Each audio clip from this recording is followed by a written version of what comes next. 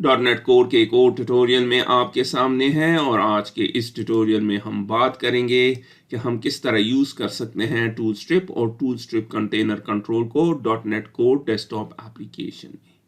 सबसे पहले बात करते हैं कि इसका क्या फ़ायदा है। इसको हम यूज़ करते हैं ताकि हम ऐड कर सके टूल बार को अपने एप्लीकेशन में, और इसकी एग्जांपल आपके सामने है, ये आप देख रहे हैं। तो इसको आप क्रिएट करेंगे अपने एप्लीकेशन में। तो आइए चलें स्टार्ट करते हैं।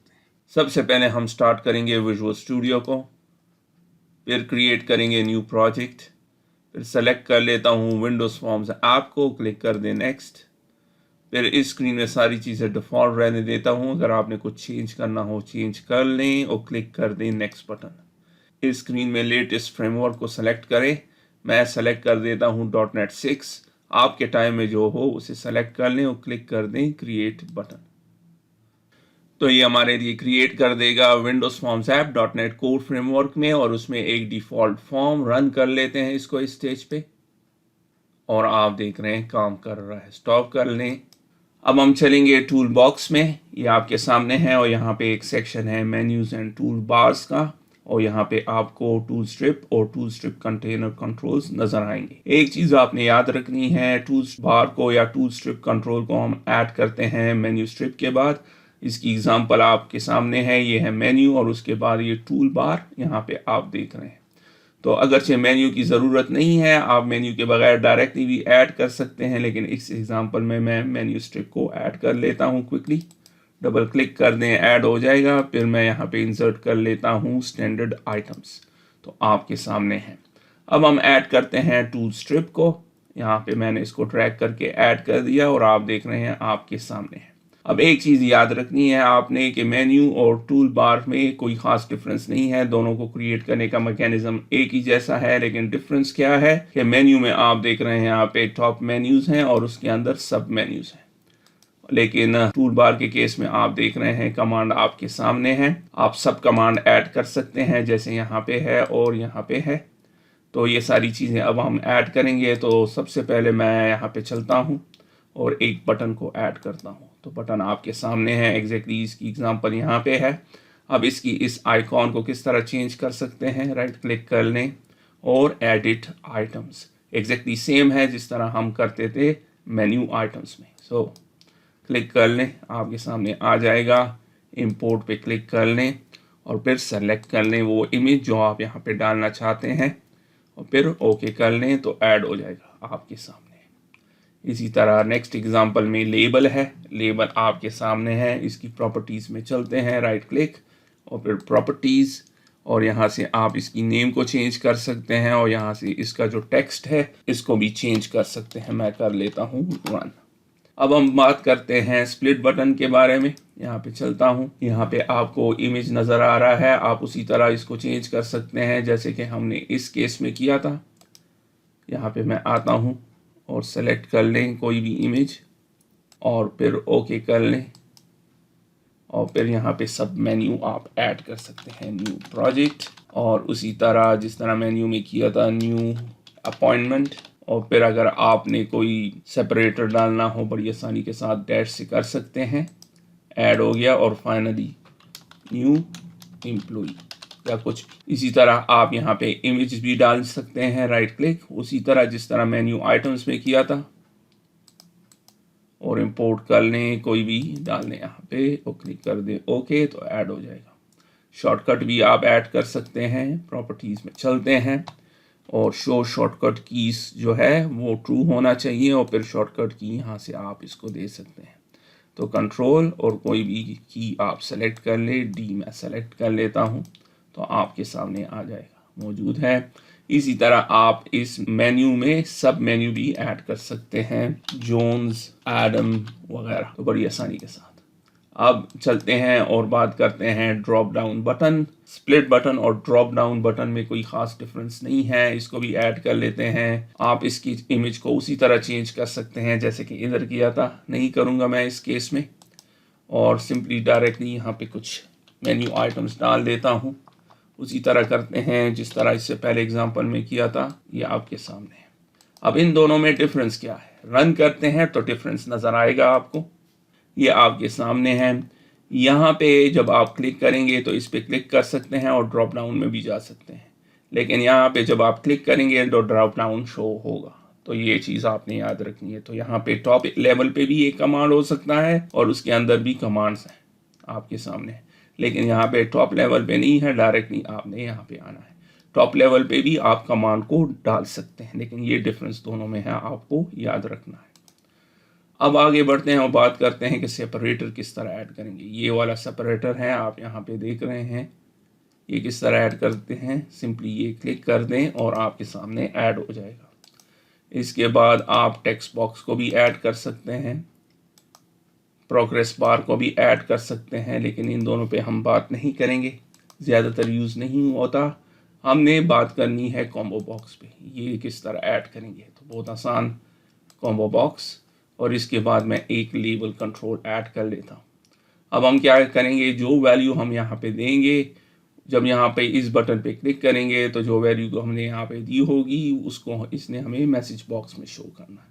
इसको हम काफ़ी जगह इसकी यूजेज है। फॉर एग्जांपल, अगर यहाँ पे ग्रिड व्यू कंट्रोल है और या आप कोई एम्प्लॉई या स्टूडेंट या कोई और चीज़ सर्च करना चाहते हैं तो सिंपली आपने यहाँ पे लिख देना है, बटन क्लिक करेंगे वो यहाँ आपको ग्रिड व्यू में शो हो जाएगा। लेकिन मैं एक सिंपल एग्जांपल करता हूँ।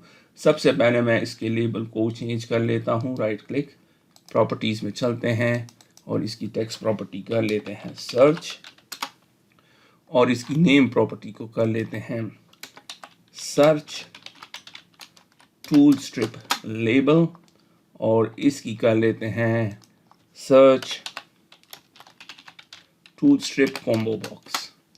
अब मैं क्या करूँगा, क्लिक इवेंट किस तरह ऐड करते हैं। तो क्लिक इवेंट आप इन सब के लिए ऐड कर सकते हैं। इसके साथ स्टार्ट होते हैं, डबल क्लिक कर लें सिंपली तो आपके लिए क्लिक इवेंट ऐड कर लेगा, जिस तरह आप किसी भी बटन के साथ कर सकते हैं। इसी तरह इसके लिए भी कर लेते हैं, देखें, search tool strip label click. अब मैं क्या करना चाहता हूँ कि मैसेज बॉक्स शो करो, और उसमें क्या शो होना चाहिए, सर्च टर्म, और टर्म किधर से आना चाहिए, search tool strip combo box dot text, फिर सेमीकोलन। रन कर लें और यहाँ पे क्लिक कर लें तो आप देख रहे हैं एम्प्टी है, क्योंकि यहाँ पे एम्प्टी था। यहाँ पे कुछ दे देते हैं, जावेद इकबाल, फिर सर्च कर लें तो आप देख रहे हैं जावेद इकबाल आपको शो कर रहा है। अब हम एक और तरीके से भी ये सारे मेन्यू आइटम्स ऐड कर सकते हैं, और वो है यहाँ पे एडिट आइटम से। यही स्क्रीन आपको मिलेगी यहाँ पे आइटम्स, और यहाँ पे आप बड़ी आसानी के साथ जो भी ऐड करना चाहें, आप देख रहे हैं ऐड हो रहा है, सेलेक्ट करते जाएं और ऐड करते जाएं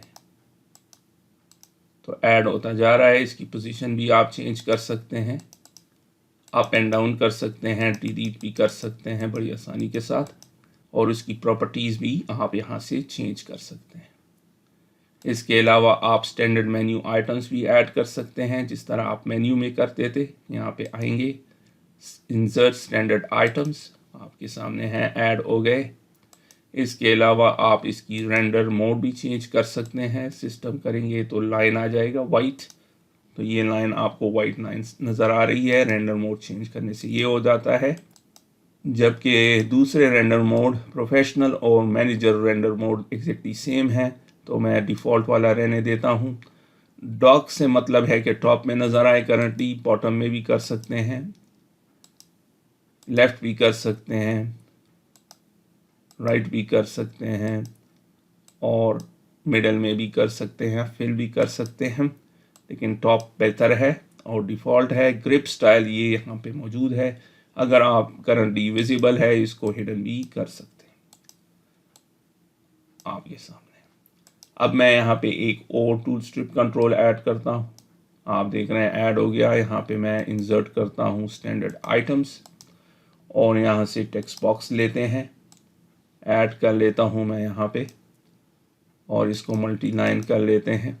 इसकी स्क्रॉल बार्स प्रॉपर्टी वर्टिकल कर लेता हूँ मैं, और फिर इसकी जो एंकर प्रॉपर्टी है वो कर लेते हैं, ये सारा सेलेक्ट कर लेते हैं, टॉप बॉटम लेफ़्ट राइट। और ये क्यों करते हैं, ताकि जब फॉर्म रिसाइज हो ऑटोमेटिकली ये भी इसके साथ रिसाइज हो। रन कर ले, करंटली आप देख रहे हैं जैसे फॉर्म है वैसे ही आपको कंट्रोल दिख रहा है। जब मैक्सिमाइज करेंगे तो बढ़ जाएगा, आपके सामने है, तो आप बड़ी आसानी के साथ यहाँ पे इसको कर सकते हैं। एक चीज़ याद रखनी है आपने कि मैं यहाँ पे आता हूँ, जब स्क्रॉल बार आएगा, चूँकि मैं अब विंडोज़ 11 यूज़ कर रहा हूँ तो ये इस तरह आपको दिखेगा। अगर आप विंडोज़ 10 यूज़ कर रहे हैं फिर विंडोज़ 10 की तरह आपको दिखेगा और ये ब्लू लाइन पर आपको नहीं दिखेगा।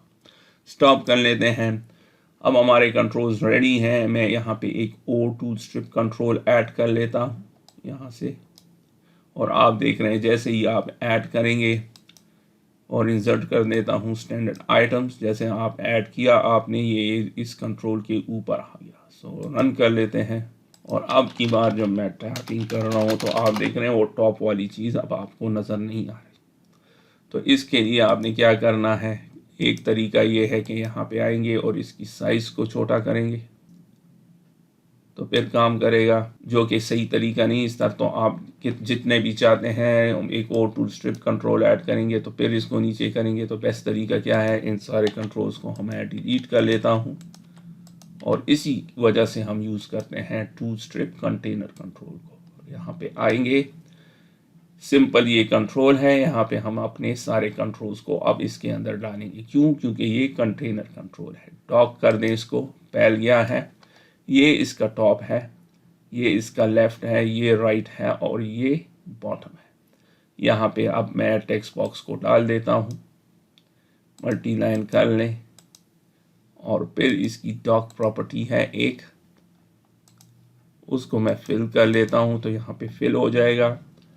अब मैं टूल स्ट्रिप कंट्रोल को यहाँ पे ऐड करता हूँ, इंसर्ट कर लें स्टैंडर्ड आइटम्स, इसी तरह एक और tool strip control standard items, run कर लें और आप देख रहे हैं करेक्टली अब शो हो रहा है, आपके सामने है। इस अब अगर आपने कोई और टूल स्ट्रिप कंट्रोल ऐड करना है ऑटोमेटिकली आ जाएगा। इंसर्ट कर लें स्टैंडर्ड आइटम्स, रन करें तो अब आप देख रहे हैं ऑटोमेटिकली नीचे जा रहा है।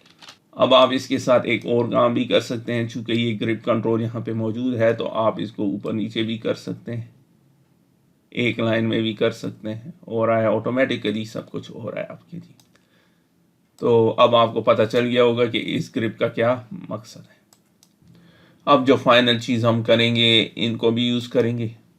यहाँ पे भी आप टूल स्ट्रिप को ऐड कर सकते हैं बड़ी आसानी के साथ, आपके सामने है, यहाँ पे भी कर सकते हैं अगर करना चाहें। उसी तरह ड्रैग करके आपके सामने है और यहाँ पे अमूमन हम कोई और कंट्रोल ऐड करते हैं जो कि है स्टेटस बार कंट्रोल, लेकिन आप यहाँ पे भी टूल स्ट्रिप कंट्रोल ऐड कर सकते हैं अगर करना चाहें तो आपके सामने है। लेकिन अमूमन हम ये बॉटम जो है स्टेटस बार के लिए यूज़ करते हैं और यहाँ पे भी अमूमन टूल्स ऐड कर लेते हैं लेकिन यहाँ पे नहीं करते। तो अगर आपने इन सब को ऐड नहीं करना तो सिंपली इनको सेलेक्ट कर लें और डिलीट कर लें, इसको भी डिलीट कर लें और इसको भी डिलीट कर लें और फिर आपने सेलेक्ट करना है यहाँ से टूल स्ट्रिप कंटेनर कंट्रोल को, जो कि ये वाला है, और यहाँ पे आना है, बॉटम को भी ख़त्म कर दें, लेफ़्ट और राइट को ख़त्म कर दें तो आप देख रहे हैं ख़त्म हो जाएगा। अब आप नहीं उसको एक्सपेंड कर सकते हैं। अगर दोबारा एक्सपेंड करना है तो यहाँ पे आना है और फिर यहाँ पे सेलेक्ट करना है और जब दोबारा जिस वाले को भी आप सेलेक्ट करेंगे यहाँ पे क्लिक करेंगे दोबारा आ जाएगा। तो इस ट्यूटोरियल में हमने तफसील से बात की कि हम किस तरह यूज़ कर सकते हैं टूल स्ट्रिप और टूल स्ट्रिप कंटेनर कंट्रोल्स को।